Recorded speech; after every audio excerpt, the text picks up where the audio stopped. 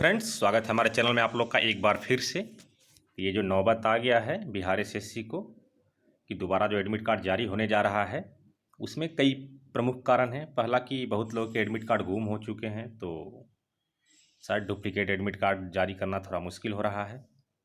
और जैसे पुराना वाला एडमिट कार्ड पर दूसरा प्रमुख कारण ये है कि नया एडमिट कार्ड क्यों जारी किया जा रहा है, ये कि मुख्य परीक्षा के एडमिट कार्ड पर डिटेल नहीं लिखा हुआ है कि हिंदी टंकन की परीक्षा किस टाइम में होगी, कब से कब तक होगी, अंग्रेजी की कब से कब तक होगी। जैसे मुख्य परीक्षा में लिख दिया गया था कि हिंदी का पेपर कब से कब तक था, जनरल नॉलेज का कब से कब तक था। और अब ये देखने वाली बात है कि उसमें डिटेल्स क्या रहेंगे। तो सबसे पहले जो डिटेल्स वो ज़रूर रहेंगे जो मुख्य परीक्षा और पीटी परीक्षा में थे, जैसे name, date of birth, category, ये सब तो रहेंगे ही रहेंगे। फादर्स नेम, होम एड्रेस यानी परमानेंट एड्रेस, प्रेजेंट एड्रेस, खास करके प्रेजेंट एड्रेस रहते हैं जो कि पत्राचार का पता।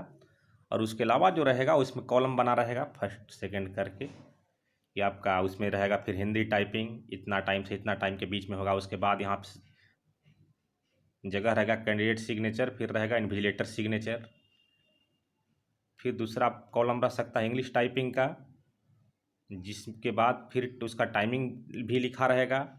उसके बाद इन्विजिलेटर से कैंडिडेट सिग्नेचर, इन्विजिलेटर सिग्नेचर ऐसे भी रह सकता है। और यही कुछ खास रहेंगे जिससे आपको पता चल जाएगा कि पहले हिंदी होगा कि पहले इंग्लिश होगा। ये भी हो सकता है विभिन्न डेट वाइज अलग अलग रहे। जिस 13 तारीख के डेट का अलग इंग्लिश पहले हो सकता है, हिंदी बाद में हो सकता है। तो उससे खासा डिटेल ये पता चल जाएगा। और तीसरा सबसे बड़ा डाउट ये है कि स्टेनोग्राफी होगा या नहीं होगा।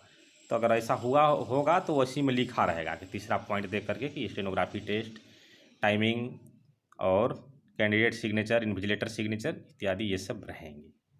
तो शायद इसलिए नया एडमिट कार्ड जारी करने का नौबत आ गया, क्योंकि पुराना पर बहुत सारे डिटेल नहीं रह सकते हैं, सिग्नेचर करने का जगह नहीं है। यही हुआ। तो मिलते हैं अगले वीडियो में। धन्यवाद।